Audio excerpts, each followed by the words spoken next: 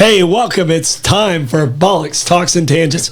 And I got Lenny back from his worldwide trip. You got to pull the mic close, Lenny. That's why I was just waving. There you go. You got to pull it close. I'm in. All right. We got Blake in the studio. We got the full crew here. Lenny, I'm a little concerned that your shirt's a little drab. Well, you know, I did have another one in the car in case this one was vibrating on camera, but, you know. I think it looks great. I can see brighten you. it up. I can see you in there. You're looking very vital. Said the man who's wearing a sunset and a sunrise. Yeah, well, you know, I got my Marita Bread shirt on. There you go. Beautiful. So I'm rocking it. We're colorful tonight. All right, so it's Thursday. It's 6:34, and that means it's time for Bollox, Talks, and Tangents. Time for us to have a drink and go down some rabbit holes. I love the tangents part of this. I really, really do. Tangents are real. All right, we got to start off with our sponsors, and we're going to start off with our newest sponsor, Coquina Coast Realty. Coquina Coast Realty, they do commercial, they do residential, they can help you through development, and the main guy there, his name's Troy Blevins, incredibly handsome. Wow. Talented man. I've heard of him. Incredibly handsome man. Wow. Nice. Not so tall. But it's like one-stop shopping, however. Yeah. You know, exactly. you can start to finish. We get you through the whole thing. We get you the ground, and then we get you open. Exactly. I'm liking that. Exactly. You know, dirt to door. All right, better than ashes to ashes, I suppose. No, that's much better than that. We should do that word. Right. I got to remember them. That's the next trick. on the list, my man Jeff, River and Fort Restaurant. One of the best views in town, if not the best view in town. They have a great bourbon selection. By the way, we're drinking Four Roses, baby. Four Roses single barrel. Small batch, numbered. Yep. All right. But River and Fort, they have probably one of the best appetizers called the Grand Tower, which if you're a seafood lover, it's worth it. All right. St. Augustine Pirate Museum. Arr. All right. I had family in town yesterday. I sent them there, and they were just like, this place is amazing. I can't hit high notes right now. So, but they absolutely loved it. You know, at the Pirate Museum, they have over 800 artifacts, original artifacts. One of the first Jolly Rogers. So one of the original Jolly Rogers. I think there's like only two in captivity. I think there's only two that exist in the world. Yeah. And it's one of them that's been authenticated. There's a bunch of them. But there's this real. Authenticated. Right. All right. Staying on sponsor row, Meehan's Irish Pub. Tell them about this place. It's my favorite bar and restaurant in St. Augustine because you can go for a drink, you can go for a meal, you can sit on a porch, you can watch a rocket launch. Hey, I don't know if they have space left, but if anybody's looking for a great place to watch the fireworks on the 4th, I'd give them a call. You know, it might be a little bit of a cover charge to get on that porch, but you will not have a better view in town. And if not, downstairs, you know, they make their own Irish cream every day. You know, we're talking desserts later, and it would be unfair of me to put the Irish cream that they make daily in the dessert category, though it really is. It's that good. It's just it's a fun place. It's excellent. It's a fun place. All right, staying on sponsorship row, we have City Gates Distillery and St. Augustine Distillery, the best tasting tours in the country, and they're right here in St. Augustine. You guys need to get out there and check out their amazing flavors. They have some unique flavors at City Gate and quality bourbon at St. Augustine Distillery. Some of the best I've had. And quality people always there to help. Abare, Kresge and Associates, best CPAs in town. They'll help you if you're wanting to start a business. Don't do your taxes yourself. You're losing money if you do the taxes yourself. Don't be a numbskull. Get down there. Give them a call. Abare, Kresge and Associates. Chesire, Custom and Collisions. You got it. I got it? Okay. I have to check with Blake every time. I understand that. I understand that. I'm very proud of you. Right. All right. These guys are amazing, putting cars back together. You know, people are going to get in accidents. You're going to have some boo-boos. You're going to have a shopping cart hit your car. You know, and you just want to touch it up. Go see these guys. Or if you need you know, I have older cars. Or if you need a full paint job, go see these guys. Maybe I can have them fix my door. Somebody keyed it in the Big Lots parking lot one day for no reason, really, whatever. And I know when it happened. It was a shame. Were you wearing that shirt? No. I was actually very conscious of the fact that as I was getting out of my car, not to touch the door next to me, and I made sure that. That's how conscious I was. And there was somebody sitting in the back seat of the car who probably didn't have the windows, the air conditioning on, or whatever. But when I came back out, my car that door was keyed, and I'm sure they thought that I knocked into their car, which I was absolutely conscious of, and I didn't. And it just sort of sucks. Just saying. Yeah, it's below average. Yeah. Even on the metric system. So maybe I could bring it to these guys and see if they can't buff it out. Give Chris a call. They can definitely do it. It's worth a shot. Yeah. All right. So you've been on a little journey. Oh, wonderful, wonderful trips. So you went to Croatia. I recommend it. Yep. You were here. And then you went to Chicago. Someplace windy and city-like. Yeah, what was it? Chicago, how do you say it? Yeah, I just call it the second city because it ain't New York. The second city. But I love me Chicago. I do. Yeah, I love Chicago. Spring, fall, summer gets a little hot, and winter just why? Mm-hmm. That's all I have to say about that. I can tell you this. I love New York. I love Chicago. I hate L.A. Randy Newman loves L.A. Yeah, the short people had no reason to live. Yeah, easy. He was like 5'6", wasn't he? I have no idea, but wasn't that his best song? I think he's right. I think he was right, laughing all the way to the bank on that one for sure. Yeah, but no, Chicago was great. Went to see the two Dead and Company shows at Wrigley Field. Okay. Because this is ostensibly their last tour. They're going to finish in San Francisco and be done, or Santa Clara, and stop touring as Dead and Company. Mm-hmm. So I was able to catch the two Wrigley shows, and all I have to say is tie-dye rules. But the Saturday night show was the best post-Jerry Garcia Dead band show that I have seen, and that's from the mid-'90s to now, and I've seen every iteration of them. How many Dead shows did you see? About 100, give or take. 100? Yeah, a couple more. And I'm asking this out of ignorance because I don't know this.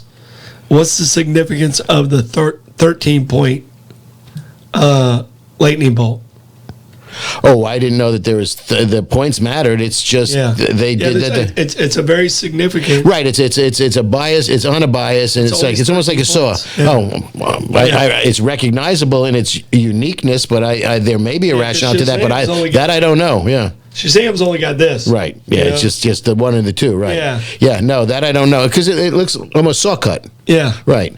As a matter of fact, I don't know if you noticed, but there was a gentleman at trivia last night sitting around the corner, and he had a beige shirt, and in the center was just the blue and red yin and yang with that lightning bolt going through the middle of it.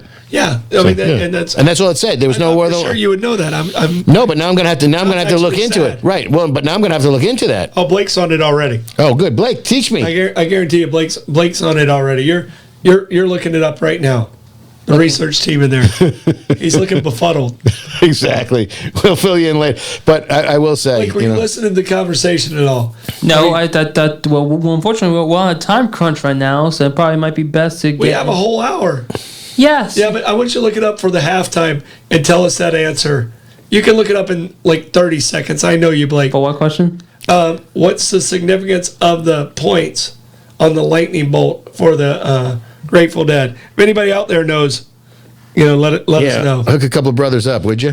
But anyway, we can get on to desserts and sweet stuff and words and things like that. Right. But I will say, the Saturday night show was the best show I've seen. And it was at Wrigley. It was at Wrigley. And John Mayer is just a phenomenal guitar player. Yeah, I can tell you right now, Wrigley's still Blake and I's favorite baseball stadium we've been to. It's very confining and very friendly. It is so nice. It's wonderful. And they redid the entrances. It's great. Ballpark. The left field bleachers. It's the best place to watch a baseball game. Yep. And I've been watching a lot of baseball games I know. for a lot of years. Yeah. It's not even close. All right. Word origins. Okay. I'm going to let you go first. Okay. What you got? Well, I'm going to start with one that I just, wasn't going to do, but I'm going to do. It's cahoots. More often in cahoots. Yeah. Correct. And I just need to say on the record that I am not in cahoots with you. We just happen to be good at trivia. That's all I got to say. Oh, with the trivia. Right, exactly. Just because we win Today, frequently, and well, I'm in cahoots with you here tonight, but in trivia night. because we're also, when we get into word or when we get into game shows, I'm doing game show scandals, Yeah. and I don't want any. There are no scandals there. No. I just happen to know a lot of insignificant facts. This isn't the $64,000. No, nor my Joyce brothers. So cahoots, where does it come? Well, it came about 1827, and it came out of the French, and it means to pair up or to work in concert toward an end. Often it has a nefarious connotation, but it comes from the French. It's like being sneaky. Yeah, together. right. Conspiratorial. Yeah. Working with somebody toward an end. Possibly at somebody's expense, possibly not. You ever watch the game show Survivor? Yeah, infrequently. Infrequently? Yeah, I don't understand how those alliances work. It 'cause confuses me. They get in cahoots. Yeah. They get in cahoots with each other. Yeah, I haven't been able to figure that show out. Plus, the semi-drowning is always interesting when you go, I got your mouth out of the water by an inch. Yeah. But 1827, it appeared, and it could come from the French word for cabin or hunt, which is cahoot, C-A-H-U-T-E, and that may be a portmanteau of two words, cabane and hut. So, Okay. there you go. I like it. But just for the record, not in cahoots. Not in cahoots. Not for trivia. Not on Wednesday night. Not on Wednesdays. All right. We are above board. So I'm starting with knock on wood. Okay. All right. And knock on wood, actually, the best origin they can find, still a little undefined, but the best origin they can find is it came from the Celts. And in Celts mythology, a lot of the Celt mythology, they worship trees and some Druids. Excellent. Yeah. Yeah. And to do that, it was basically giving homage to the tree. And it was like, I'm telling the truth, or I want it to be true. Okay. It's funny because when you said that, I said, if you had done knock on wood, you could do touch wood, which I have a whole other, what I learned explanation for that phrase, knock on wood or touch wood. And it was people touching the cross that Jesus was bringing to his crucifixion. Yeah, and I thought the knock on wood would go back to the Christianity, but it didn't at all. Really? Well, it went past it. It went before that. way beyond Before it. that. Yeah. But yeah, I had always understood that knock on wood or touch wood was touching the cross of Jesus. Yeah. Okay. Hey, I'm a big fan of druids and trees in particular. Yeah. All right, what's your next one? My next one is Blake, do you have one, Blake? No, I don't. Okay, all right. I didn't want to leave you out of the circle here. We're giving you homework as we go. right. Well, but real quick, the Grateful Dead 13 though, like isn't 13 like 13's a lucky number? It's an unlucky number, but I think they owned it as a. Yeah. So Okay. it's the 13 points on the lightning bolt. Does it say anything about it? Well. Apparently there's like multiple. There's apparently multiple theories about like what it's supposed to represent like the unluckiness of the number, the 13 colonies that originally populated America, or apparently the 13 steps to that of the hallucination on LSD. Like there's apparently Oh, like 13 All right. right, More that sensing one in context. I'm going with that one. Right. Just looking at Lenny's shirt. Right. We'll That's go with the the winner. context. And, All right. and it's our show. We get to pick which ones. And I'd say, been there, done that, and I definitely have the T-shirt. There you go. Okay. Well, we're doing game shows, correct? No. You got another word over. I know, and we're doing game shows. We are doing game shows. We're game shows. Oh wait, if you got one that feeds in, let me go first. Oh, on my please word do. Please do. origin. Why? Please do, because you notice that when I can, I try to get my word origins to factor into whatever our subjects are. Yeah. So please do, sir. No. So mine is spilled the beans. Any idea? No. You know the term spilled the beans. Yes. All right. So the term spilled the beans means you kind of let out a secret or you revealed something. Right. This goes back to ancient Greece. That's good. That hit deep. That's good. Yeah. Curative. Grandma's cough syrup got you. Oh, baby. Great band, by the way. Grandpa's cough medicine. Yeah. Good bluegrass band, local. Yeah. But spilled the beans goes back to ancient Greece. Really? All right. Okay. And they had secret societies in ancient Greece. And to get in to the secret society, the members had to vote. Okay. They voted by using black beans or white beans. Black beans means you actually got in. Really, as opposed to being blackballed. I would have went the other way. Right, because if you get blackballed... Completely the other way. Wow, okay. But when it went to beans... It's a very educational show, ladies and gentlemen. Yeah. You are learning things here. Yeah. We done learn. Or at least I am. We're laughing and learning. That's exactly right. All right. But they would carry it through and then reveal whether or not it happened. Okay. Like whether or not the person got in. As they're carrying it, if you dropped it, it kind of let the secret out. Okay. Oh, all right. And that's where it came from, spilled the beans. All right. I like that. So don't spill the beans. I try not to. You know, My loose lips don't sink ships. We might do that one next week. We're not in cahoots. No. All right, so you have one that's going to segue us into game shows. I do. A lot of pressure. Whammy. Oh, no whammies, no whammies. I got. That's fine because I'm not doing that. I'm not doing that game show. So that's all you, baby. Press your luck. I do. Okay. Yeah. All right. So Whammy, it first appeared in the 1940s, apparently in print someplace, but it took off in the 1950s, and every citation goes back to Little Abner. Mm-hmm. And Evil Eye Flegel was a character in the Little Abner comic strips in the 50s.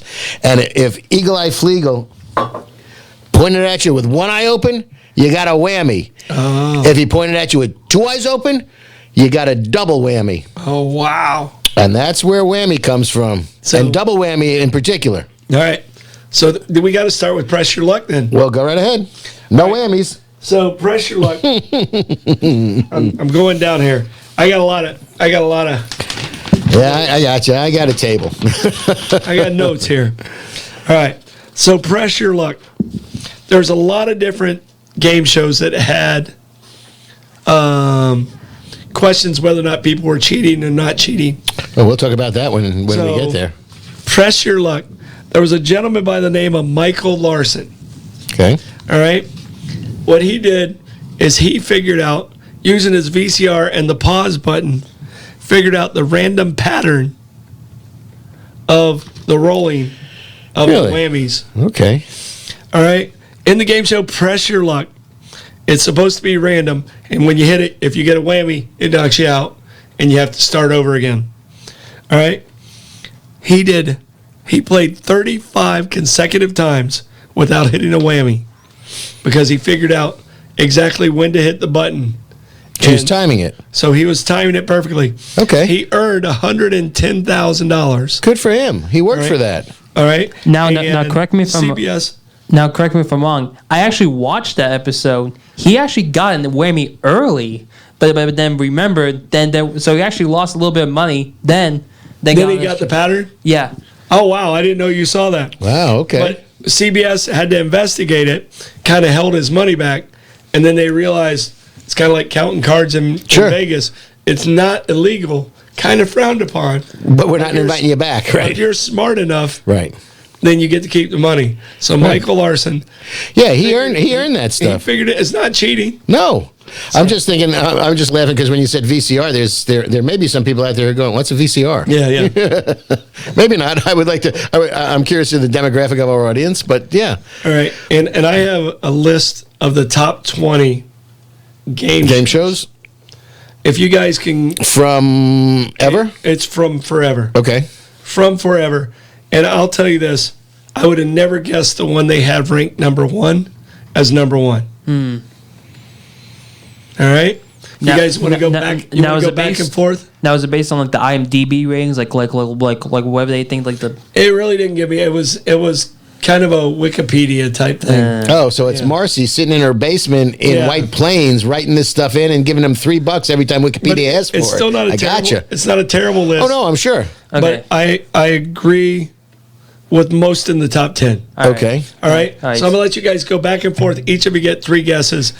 If you get it in the top 10, you get a point. Okay. Well, if you're prefacing it like that, I'm going to think Jeopardy is not number one. But you know it's in the top 10. Absolutely. So that's going to be yours. Okay. Fine. All right. It's number 2. Okay. It's number 2. Wheel of Fortune. Wheel of Fortune. Wheel of Fortune is number 6. Ooh. The Price is Right. The Price is Right is number 4. Oh. Let's Make a Deal. Let's Make a Deal is number 7. You guys are neck and neck. These two, you can end in a tie. You can separate the two of you. $10,000 pyramid or $25,000. Pick a pyramid. It's just pyramid. Pick a pyramid. Pyramid, you're good. Pyramid is number 8. Blake, you got to hit this one to win. 9. So you have 1, 9, or 10 left, basically. There's 3s out there, 5s out there. The Newlywed Game.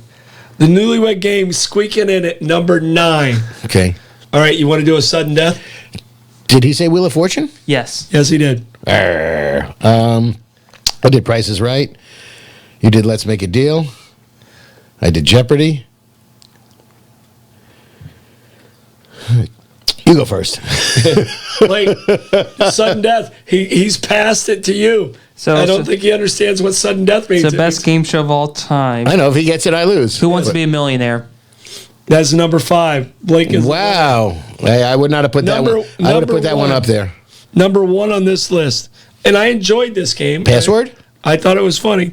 Password's 15. Didn't make the top 10. Poor Alan Ludden. Press Your Luck is number 13. Okay. Didn't make the top 10.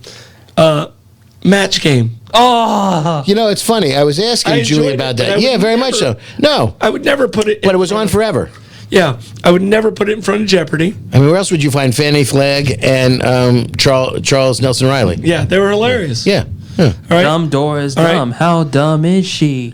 Yeah. She's so dumb.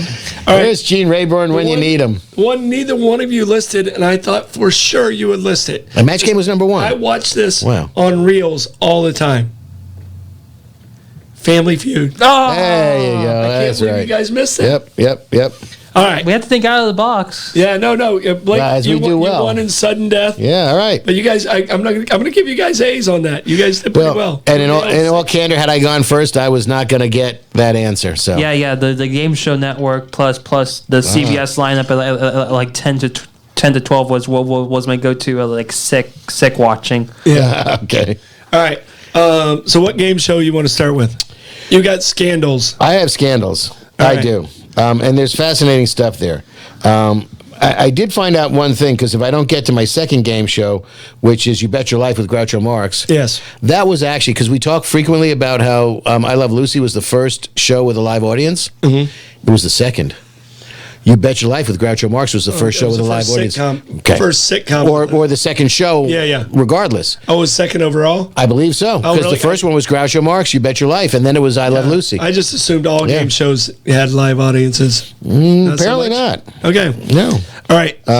Yeah. So, all right. So, the first game show was on the radio in 1941. It's called Truth or Consequences, and then it had years and years runs in different iterations on television. But in the mid to late 50s, they started, big money game shows. Like you could win a lot of money. The first one was called 21. Then you had the $64,000 question and the $64,000 challenge. But 21 was the first one, and it was in 1956. It was sponsored by Geritol, and it was the same type of thing. It pitted 2 contestants against each other in the isolation booth. They couldn't hear what was going on, and they had to answer questions. And if they got it right, they got money. If they got it wrong, sometimes money was deducted. There was a formula to it. But the sponsor was Geritol. And the first 3 or 4 episodes of this show, they were going, why are we sponsoring? It kept being a 0-0 tie because nobody got any questions right. It was too hard. Either that or the people were just not right there. Yeah. They didn't pre-test the people. Correct. Ken Jennings wasn't in the room. No, he was not. So they had a contestant by the name of Herb Stempel, who was a guy from New York City. He was a student or a graduate of CCNY, City College of New York. You're basically, if you lived in the city, you got either free tuition or, and CCNY, was a pretty good school. Guy was a normal looking guy. But when it was time to be on the show, they wanted to make him a little bit more everyman. So they put him in a slightly frayed shirt, a slightly frayed jacket, a little oversized outfit, and they did that. And the guy went on, and he was actually very, very good. And won game after game after game. apparently they may have been feeding him some of the answers. Yeah, was there a movie about this one? Called Quiz Show, directed by Robert Redford in 1994. Yeah. Well, they said to Herb Stempel, you've run your course here, and this was like after 3 weeks. This was not a Ken Jennings or a James Holzhauer, production. And they said, we need to go in a different direction, and they had a person by the name of Charles Van Doren, who was a Columbia University teacher. And he said the answer before the question. Nope, but he was the guy that was told that you're going to win. And he had the answer, and he came in, and they told Herb Stempel, you're going to take a dive. And it was actually more that Herb Stempel got it wrong than Charles Van Doren got it right. So Herb Stempel was told to give the wrong answer to the question, which was, what was the movie that won the 1955 Academy Award for Best Picture? Okay. The answer to that was Marty with Ernest Borgnine. Gotcha. The problem with this was was very handsome man, by the way. Did we mention McHale's Navy last week or 2 weeks ago? Very Thank you. Man. This was Herb Stempel's favorite movie. Oh. He knew this answer, but he was told he had to take a dive. So he said On the Waterfront, which won in 1954, and he lost. Yeah. Charles Van Doren, who was the progeny of, a Pulitzer Prize winning author father, author mother. His parents were came and made a run for it until all this shook out in the wash where they were cheating. Yeah. What was intriguing about this is it led to a bunch of congressional subcommittees from the Federal Communications, to work through this.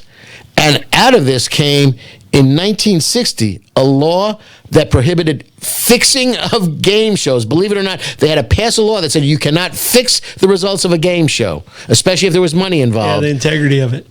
Believe That's it or not. pretty wild. And for a while, they didn't believe any of this stuff. They didn't believe anybody was fixed, and nobody really came through. Until one day, a guy by the name of James Snodgrass came before the committee, and he says, I'll prove it to you. I said, how? We have to believe your word? He said, no, here.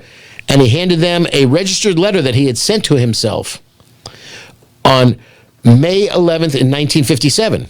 He hadn't opened it. Correct. It's like a poor man's copyright. That's pretty awesome. And That was it had the answers to what he was going to say on the show on May 13th, 1957, 2 days later. So it was postmarked, it was sealed, it was registered, and it was unopened.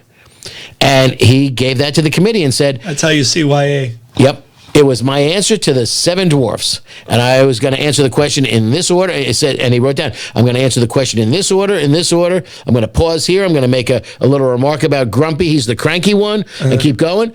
And he handed it to them, and they looked at the show. And that was exactly it. Verbatim. And they said, well, I guess we have a problem here. Yeah.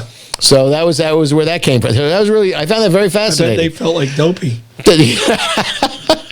And the producers weren't happy. Yeah, I know. I think that's all the dwarf jokes I got. We can probably get, you did dopey. Well, speaking of dwarfs, let's move to Doc. Okay. Dr. Joyce Brothers. $64,000 question. The woman, and I grew up with the woman on Johnny Carson show and things of that nature. Yeah, but I didn't know the backstory until a couple of days ago. All right. Well, one thing I want to make sure you said Truth or Consequences was the first TV game show. Game show. Yeah, game show on radio. No, first TV game show. The first one on radio. Oh, I thought this is on 19. Radio was on Spelling Bee. Really? It beat it by 3 years. When, so 1938? 1938. Wow, okay. Spelling Bee. All right. Yeah, I would never do well on that show. No, not at all. Like a guy. No way. Yeah, all right, both. Dr. Joyce Brothers. We'll go back to it. Yeah, fabulous. She was on the $64,000 question. Mm-hmm. Again, you answer questions. You start with $100, $200, blah blah blah, and then you get to a cutoff point. Whereas if you go past that point, you keep your minimum threshold, and you keep you can't lose more than that. Mm-hmm. And you keep going. And the interesting thing about that show was they would give you categories to choose from, but they couldn't be in your field of expertise or things that you were knowledgeable in. Yeah, she was a psychologist. Correct, and believe it or not, a a homemaker, right? Professor. So she couldn't do anything on home economics, homemaking, or psychology. Mm-hmm. So they gave the woman a choice of 3 subjects: football, horse racing, or boxing. Mm-hmm. At the time, her husband was a boxing fan. Yeah. So she said, I'll do boxing. And she studied. And she studied. She read 2 years of Ring magazine. She read boxing encyclopedias. And she got on the show, and she kicked butt. She won the $64,000 question. She worked her way up to it. $64,000 question. What was interesting about that is she was so proficient in understanding boxing that CBS gave her a job as the color commentator ringside in the, I know it was the Sugar Ray Robinson and I want to say Jerry Basiolo fight. Yeah, it might have been. That would have been the right time frame. Yeah, who was it? That would have been the right time frame.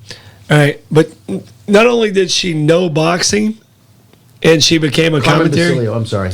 She won it twice. Yeah. She did the question and then the challenge. So the question, only 2 people ever made it to the $64,000 question. The last question, right? Win it. Yeah.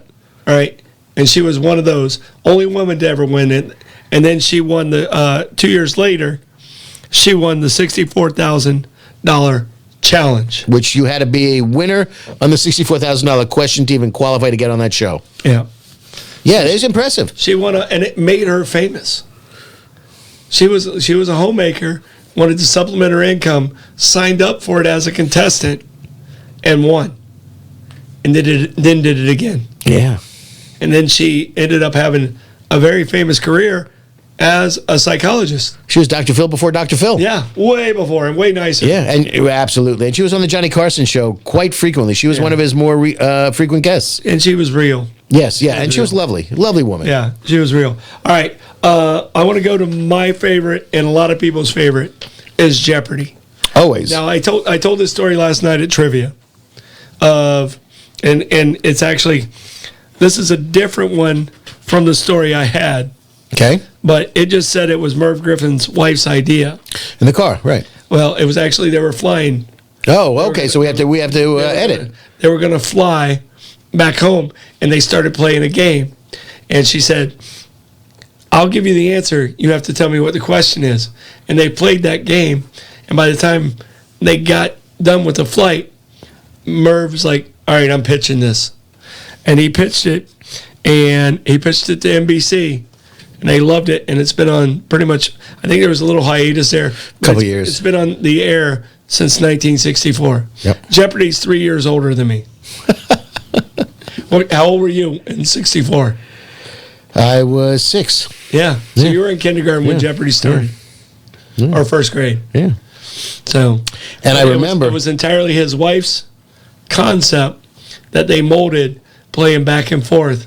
It's great. Now, I have a question for you, because everybody sits on the couch at home and plays Jeopardy. Yes. And there's 2 kinds of people.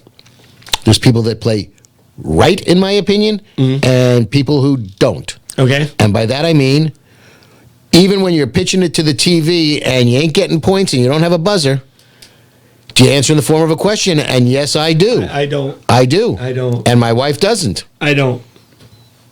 I'm sorry. If I was on the show, I would do it. And people always, because I got a lot of stupid stuff stuck up there. Yeah, they're like, yeah, we know. They're like, Me too. They're like, why don't you get on the show? Problem is I'm dyslexic. So by the time I read it, it's already out there to somebody else. Right. It just takes me too long to read. I crushed Trivial Pursuit. I'm pretty sure I'd get my ass kicked in Jeopardy. I at one point in time, and this goes back years and years and years, I did the online test, and because of my inability to use a keyboard well, and again, my left and right dyslexia, I couldn't push the buttons in the right way to answer the questions, probably to get to type. Yeah. I had the answers, I just couldn't manifest them into the box on the screen quickly enough. Gotcha. So, but I think there's a different methodology for that now. But anyway, one of these days. All right. We got time for one more game show each. Okay. Which one you want to do? You bet your life. Say the secret word, a duck will come down and give you $100. Yeah. Groucho Marx. So funny. Oh, it was, and the show was just a medium for him to basically ad-lib. Nobody left empty-handed. He would always get a couple, usually a man or a woman. Occasionally he had celebrities on and people he knew. His announcer and his foil was George Fenneman. And Groucho would sit there behind the podium, and there was a secret word in every game. And there was a duck that would come down on a string, that had $100 in its mouth and a card that had the secret word. And if you said the secret word in the conversation of talking to Groucho or answering questions, the duck would come down and give you the $100. And Groucho would try to lead the conversations into a direction where that word would be plausible to say organically. Yeah. But it was really pretty interesting. And if people crapped out and didn't get any of the questions right, he would ask them a question so that they could walk away with money. Yeah. And it was goofy stuff like, what's the color of George Washington's white horse? Yeah. Things of that nature. But it turned out one day he asked somebody who's buried in Grant's tomb, and the guy said, no one. And Groucho looked at him and said, what are you talking about? He said, it's a mausoleum. It's above ground. Nobody's buried there. Oh, yeah, actually true. Yeah. So that was that, and that's I was there. That's actually true. But it was a great show. And All right, so quick question, side note. Sure. Tangent, baby. Yep. Three Stooges Whoop, whoop, whoop. or the Marx Brothers? Oh, I grew up on the Three Stooges, but I do love me the Marx Brothers. This is supposed to be rapid fire. You're thinking way too much into this. Yeah, sorry, you know me by now. I overthink everything. I'll go Three Stooges. Three Stooges? Yeah. Yeah, me too. Yeah. Laurel and Hardy Or Abbott and Costello. Abbott and Costello. What if I throw in Martin and Lewis? Abbott and Costello, because one of my favorite movies is an Abbott and Costello movie with not a lot of familiarity called The Time of Their Lives. Yeah. Great movie about haunting the Revolutionary War and haunting a property and being cursed there. It's a great movie, The Time of Their Lives. It's one of my Saturday morning staples. All right, Three Stooges or Our Gang? Three Stooges. Staying with Stooges. I am. Yeah. Stooges over Abbott and Costello, or Abbott Costello still wins? Abbott and Costello. Abbott and Costello. All right. Hey, Abbott! Oh, sorry. Yep. Sorry, Blake. Just blew Blake's ears out. All right, last one I'm going to do is Who Wants to Be a Millionaire? Okay. Now I do. This is a show I think I'd do okay on. Yes. I think I have a good group of friends. If I got stuck, I have a friend in each one of those categories because I've thrown these categories at people. Mm-hmm. The very first winner, his name is John Carpenter. Okay. All right, very first winner. Do you know where he worked? I do not. First time any contestant, when he was introduced, was ever booed coming on stage. Now I'm intrigued. Yes. He's a collection agent for the IRS. Understandable. But he was John. He was the very first winner on Who Wants to Be a He Millionaire. got the million. John, he won $1 million. John, hopefully he got away from Probably paid all his taxes on it, I'm sure. Got it. I guarantee he did that. Guarantee. All right. Last little quiz. Interesting guest on the dating game. There were some really interesting people that were on the dating game. Yes, Wasn't there there were. apparently a serial killer as one of them? Yeah, wasn't Ted Bundy on there? I believe so. Was it Ted Bundy? I believe one of them was on there. All right. So here's a list. Wait. I'm just going to throw some out You there. think he didn't win and therefore that started him? Kareem Abdul-Jabbar. And these are ones that I'm wondering, thank goodness I didn't pick him, or why didn't I pick him? There you go. All right. Desi Arnaz Jr. Okay. He was on there in '67. Bill Bixby. Okay. Well before Pre-Hulk. the Incredible Hulk. David Cassidy. Okay. A lot of these people did not Heartthrob? get picked. Really? Did not get picked. Tom Selleck was on there twice. Didn't get picked either time? HR Puff and stuff. In costume? Yes. Ooh, that would have been frightening if somebody picked that one. Well, wait a Yes. second. Who are the Bachelorette contestants? I don't know who they were. All right. Kermit the Frog. Kermie. All right. Have to fight off Miss Piggy. Tom Selleck was on there twice. Mm-hmm. Pee Wee Herman was on there as Pee Wee Herman. So, Paul Okay. Rubens. Yep. Vincent Price. Oh, I met him. Andy I know Kaufman. him. Ooh, interesting. Gladys Knight. Sans Pips. All right. Also on there twice, Maureen McCormick. You know who she is? Marcia. Yeah. She Can you imagine if it was Gladys Knight and the three bachelors were the Pips? Yep. Arnold Schwarzenegger. Really? Yeah. And let's see, Adam West. Batman. Yeah. So also Barry Williams was on there too. So Marcia. So the Marcia and Barry both covered their bases. All right, I'm going to ask you to help me out on some of these. Sure. Some of these sponsors here, because I'm starting to lose it. All right. Well, we've talked about River and Fort, which today, sadly, would not be the day to be up on their fabulous roof with a 360 view of St. Augustine, but the food is good. I personally like the upstairs bar is long and great. The downstairs bar, I would just spin my stool around and look out over the bayfront. And they do have a lot of indoor dining space. Oh yeah, 3 floors of it. Yeah. No, I can't speak enough of that place. It's fabulous. And outdoor, on a nicer day. Mm-hmm. But they, you can go tonight. It's still a little drizzly, but they'll take you inside. But even Meehan's, what can I say? You have the backyard. You have Johnny's Oyster Bar upstairs. You've got the porch out over the bay, and you've got the Irish pub downstairs, which usually has live music most nights of the week. Mm-hmm. And if you haven't tried their Irish cream, try their Irish cream. Just do it. I'll take care of Coquina Coast Realty, being I'm plugging my own company. Well, there you go. Coquina Coast Realty, we do commercial, we do residential. I'm also Walking Man Consulting. So we kind of feed all the way in all those aspects. Anything about real estate you want to know, call Coquina Coast Realty.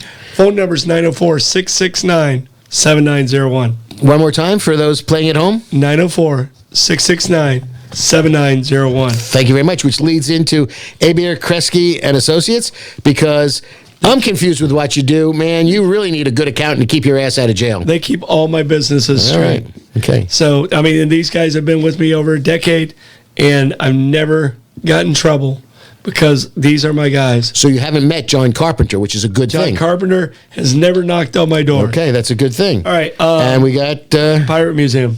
So I meant to ask you, when your family was there, did they have the fortune to have Captain Meehan give them a tour? Captain was not there yesterday. Oh. We did ask for him. Okay. He was not there. Okay. But they enjoyed it. They have some really cool interactive items in there. And the history that they give is authentic and entertaining. It's real stuff. It's not made up stuff. And then Chesire Collision. Customs and Collision. Oh, you Blake, he did it. Okay, just for the record, me. I'm reading what's written. I have it written down opposite. So that's probably so he can read it properly. Yeah, exactly. Ooh, that makes perfect sense. Helps me. Makes perfect sense. But if you're looking for a car to get painted, if you're looking for a ding dunged out, can you dung out a ding? Any type of fender bender, any type of collision work that you need done, these are your people. Is that up in Holmes Road, if I understand correctly? Yeah, they're right off of Holmes Boulevard there. All right, and last but not least, City Gates Distillery and St. Augustine Distillery. These guys just do an amazing job. They're a community-based company. They have some of the best flavored whiskeys. I'm looking at the peanut butter whiskey. Have you tried that yet? I have. It still frightens me a little bit because it makes you nervous. Huh? Well, I'm kind of a purist. You understand that, so yeah. But I mean, I love and I like peanut butter. I love the uniqueness of what they do at City Gates, and they throw some things at us that you just weren't expecting. Okay, so we're going to broker into desserts in a couple of minutes, and now that I'm thinking about it, there could be a use for that peanut butter whiskey in a dessert. Exactly. All right, I'm on to it. Yeah, don't be shy. No, you got to try new things. Oh. Look at that shirt. Yeah, there you go. All right, it's time for You Are the Expertise. Okay. I only came with 2 desserts. Okay. All right. Haagen-Dazs and Ben & Jerry's? First off, I want to talk about local desserts. Okay. What is your favorite go-to local dessert? Local dessert here in St. Augustine. Oh, you're stumping me right off. I'm going to go because yours. Yeah. No, that's not going to happen. All right. So Blake, I'm going to let you go first. All right. So mine would probably either be. Can we say the business name or don't? You can say the business name. Okay. It's allowed. It won't hurt. Okay. So if they're smart, they'll sponsor us. Yeah. So definitely say the Teddy's ice cream is my go-to ice cream spot. Teddy's ice cream. That's on the corner of Kuna, if I'm not mistaken. Yep. Kuna and St. George. Yep. Okay. I definitely had a lot of stressful test days, and in order to relieve me, I go to Teddy's. Okay. All right. And mine is the lava chocolate dessert that they do at the Castillo restaurant at the Renaissance. Okay. It comes in a skillet. Blake, It's chocolate.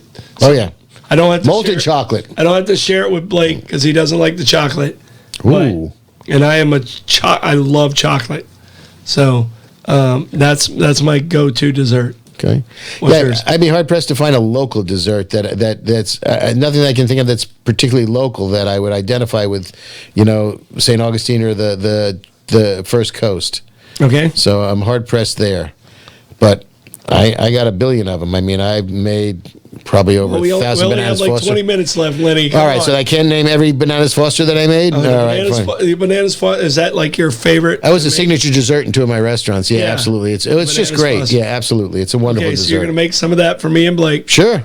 Because Blake, when we went to Vince Carter's restaurant, he had a great bananas Foster's down there. It's now closed, unfortunately. Vince Carter, the basketball player? Basketball player. Okay, yeah. Yeah. So, all right. So do your desserts. All right, so I will give you your choice. Yeah. Do you want to go egg-based? Do you want to go layer-based? Or do you want to go American? American. Okay, so I'll give you two. Okay. I've been encouraged to mention the icebox cake. Okay, do you know what? You have my interest. Famous wafers? Yes. Very thin chocolate cookies that came in a sleeve. Yes. Okay. Take those, layer them with whipped cream, and lay them all together. Basically, you're just spreading them out, filling them with whipped cream, throwing them in your freezer, and taking it out. It's a delicious dessert. It's easy. You have the cookies are always there. The cookies sog up a little bit. That's nice. You can put whipped cream around the outside or not. That's that. But the one that I prefer in particular, and that was for you, Kaiser, the one that was in particular is the Smith Island cake. Oh, what's this? Smith Island cake is a regional dessert from Maryland, from like the Chesapeake Bay area. And it is about 12 layers of cake. But the cakes they're a full-size cake. Little thin ones. But they're teeny tiny thin. And the classic Smith Island cake is chocolate frost, layer of cake, chocolate frost, 12 stacked high, and chocolate frosting around the outside. You can also do, and it's white cake. I feel like so it's a I'm vanilla going cake. into a diabetic coma right Oh, now. they're magnificent. I mean, it's a lot of work because you're baking 12 teeny tiny thin layers. Mm-hmm. But when you make that cake and you slice it, it's very similar. Have you ever seen a crepe cake? Yes. Same idea, except the crepe cake you can put 20 or 30 layers in. The Smith Island, you're only doing 12 or so. It's still and 12. Again, but it's magnificent. It's magnificent. When you slice it, it holds up. You've got all the lines. Oh, and it's delicious. Absolutely delicious. So I went a different route. Okay. I went more of like history. Okay. And my two favorite go-tos outside of cookies, What's it called, a dessert? I borderline cookies as snack or dessert. Right, yeah, no. All right. And these two are also snacks or desserts. Okay. All right. And one of them, I clearly fall in dessert category. One of them I probably fall in snack category. Okay, I'm intrigued. Right. The first one is donut. Okay. All right. So the donut comes from a lot of different areas, and it's different from every Sure. region of the world. So everybody has their own version of the donut. Correct. It wasn't until around 1908 at the World's Fair when it started getting its true form of the donut, and the donut came into being what it is today with the hole in the middle. Because you had the eclairs, not a donut. Right. No, it's not. Long John, not a donut. Right. Bear claw? No. Not a donut. No. All right, a donut is round with a hole in it. My only problem Hang is on. What about frosted a cream. jelly donut? Crap fin. Yeah. That's what I'm saying. Yeah. So I'm conflicted, Right. even in my definition of the donut. So, Well, you could call it a Bavarian then. yeah, what is your go-to donut? I'm partial to the jelly donut. I mean, I'm an old school Dunkin' donut, jelly donut with that mysterious red glaze. Might be raspberry, might be strawberry, might You be don't red. care how they got it in. Doesn't matter. Oh, I know how they get it in there. I just don't know what flavor it is. Yeah. Absolutely. All right, Blake, what's your go-to donut? I'll probably have to say jelly filled. You like the jelly filled Yep. also? Yep. He's right there with you. Which is, and if you call it a Bavarian, you can be classy. But do you consider an apple fritter a donut? No, Okay. no, I do not. All right. I don't even consider a cruller a donut for that matter. Yeah, and someone just threw out there silk pie from Village Inn, solid dessert. And, Okay. Yeah. And I don't know, and Yeah, Village Inn for their pies for sure. I think Gypsy Cab's watching, so let us know if you have this. But I do remember this, a Jeffrey's coconut cream pie, and that was amazing. Susan just threw that out there. So if you're watching out there, Kendra, let us know if that's still available out there. All right, my go-to donut is a Krispy Kreme, but only when it comes directly off. When the light's on. Yeah, Okay. yeah. Okay. After that, like at Yeah. Dunkin', give me a Boston cream pie. Right. Yeah. So, Yeah, it's nothing worse than getting a glazed donut at Dunkin' Donuts and having it be a little bit stiff. oh yeah, little Yeah. crunchy. Yeah, No, can't have it. No. Can't have it. No. All right, what's your other? But I was just a sideline when I was in Chicago. We went to a place called Stan's Donuts for breakfast one day, and I had a cronut or their version of the cronut, which is basically you're making a donut out of croissanto. So it's kind of a square donut, but it's layered. You know, as a croissant layer, so it's a layered pastry. Fabulous. And they put a little bit of your Bavarian cream in there, so it was pretty groovy. All right, well. You mentioned donuts, and you mentioned the universality of donuts, and everybody kind of realizes, if you think about it, that food is universal. You can find the same product in every different culture with a little bit of an iteration, be it a kreplach, a wonton, a dumpling, things of that nature. I got two of them for you. You can either do the egg ones with a creme caramel, a flan, or a creme brulee, or what I'm looking at is a tiramisu, a trifle, or a charlotte. I'm a big tiramisu fan. And I will be working on a new dessert for those of you scoring at home of a pistachio tiramisu for my darlings in Croatia. I like a good pistachio anything. Well, it's interesting because I had the pleasure of working with one of the most talented food professional chefs I've ever worked with in my life. Was an instructor when I went to restaurant school, a man by the name of Nick Malgieri. Is one of the world's best pastry chefs, and that's legit.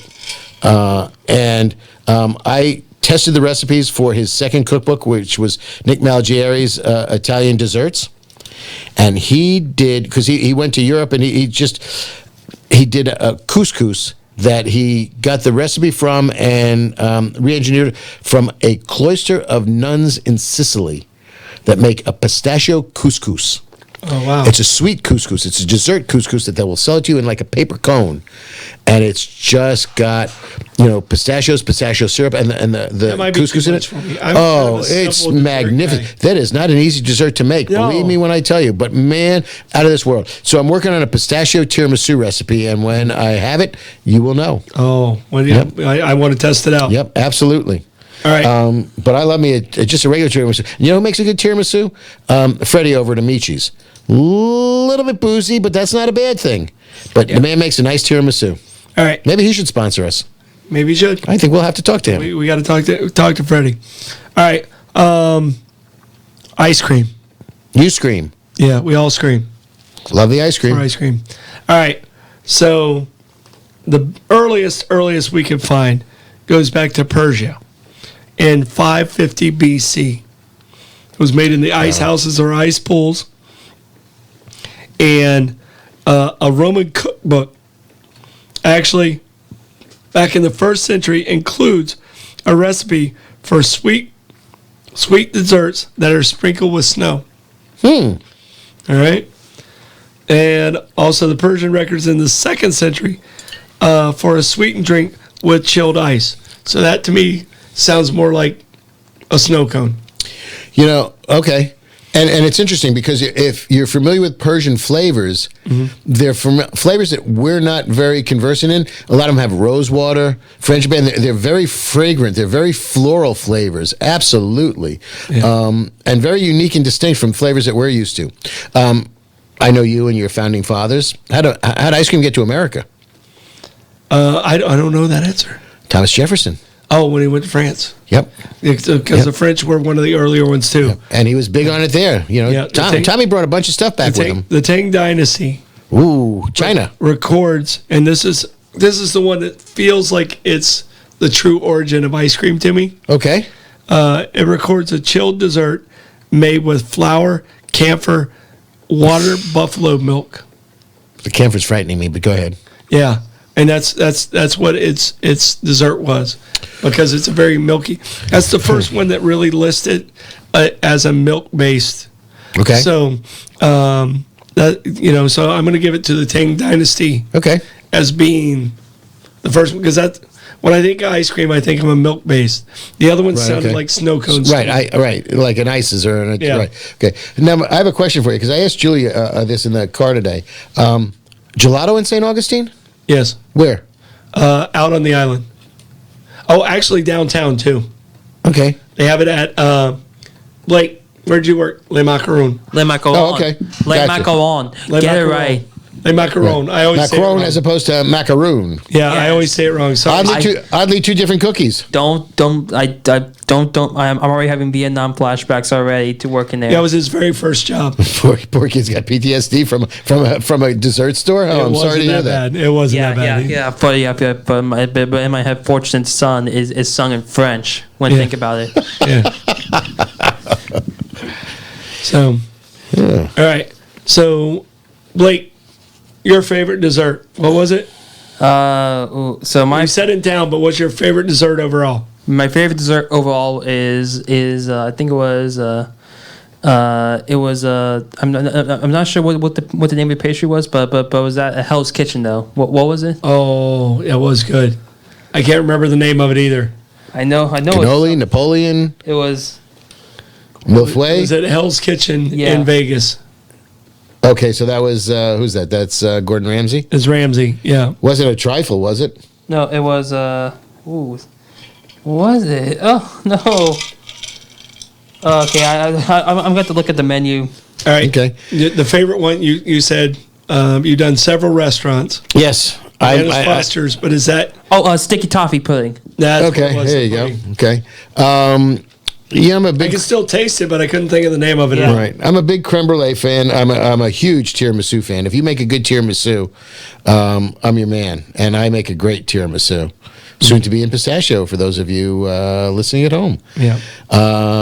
Yeah, that's where I'll default to. My wife is a big creme brulee fan. There's a great cheesecake company on Cordova, next to the Bar Harbor cheesecake. What is it? Or Bar Harbor? Yes. It's Bay Harbor. No, I think it may be Bar Harbor. It's Bar Harbor. Yeah, it's it Bar Bar Harbor. Harbor? Okay. Well, I worked in Maine a couple years back, so that's why Bar Harbor resonates with me. Yeah, I saw that. They've got a bunch of flavors. They've got, truffle, turtle, pecan, chocolate, pumpkin, all of them. Yeah. We actually had dinner in a restaurant in Croatia called Junior's. And if you're from New York, there's a Junior's Cheesecake is a very legendary cheesecake. Brooklyn and Manhattan, and its Junior's Cheesecake is legendary. And you can gold belly it around the world, I am sure, today. And we went to the restaurant, and Julie and I are sitting there, and I'm laughing. I'm saying, well, at least we know we're not going to have cheesecake for dessert. Guy comes to the table and says, would you care for dessert? I said, well, probably not, but what do you have? He says, well, we have cheesecake. And he didn't understand why Julie and I both fell off our chairs laughing. Pretty funny. Yeah, it really was. So. All right. Do you know how ice cream got to Europe? How did it make its transition from China to Europe? Well, we'll say Marco Polo because everything came from Easily. China. Right, everything came from Easily. The best gift he gave us. Yep. Marco Polo gave us. It's funny though. So we're in Croatia, and they're talking about how Marco Polo was, dragging everything back and forth, and there's a lot of Roman, and they keep talking about how it's really interesting because they're giving tours in Marco Polo's the house he grew up in, which was built 300 years after he died. So there you go. Just be careful, tourists. Yeah. So Well, guess what? That's the end of our show. Okay. Went really quick. See that, or there was a tornado. I wasn't sure. What was that? I said it was either that or a tornado with Blair's gesticulating. Yeah, Blake was going like this. Yeah. Uh-huh. That means wrap it up. Yep, I figured. That kid has not eaten dinner yet. He's done 2 shows in a row. Wow. So I want to say thank you to you guys. If you enjoyed the show, please hit that share button. If you didn't enjoy the show, please hit that share button. Right. Hit those likes, and those things really help our algorithms and get us out there. Blake, We still got our YouTube thing going, right? Yes. What was that? Yes. There you go. I said twice. Can you not hear me? We couldn't hear you. Not the first time. We didn't hear you the first time. All right. All right. So check us out over there. He's hangry. Yeah, that boy needs to eat. Right. Feed your son. All right. We'll see you guys next week. Appreciate you tuning in. This is Bollox Talks and Tangents. Bye-bye.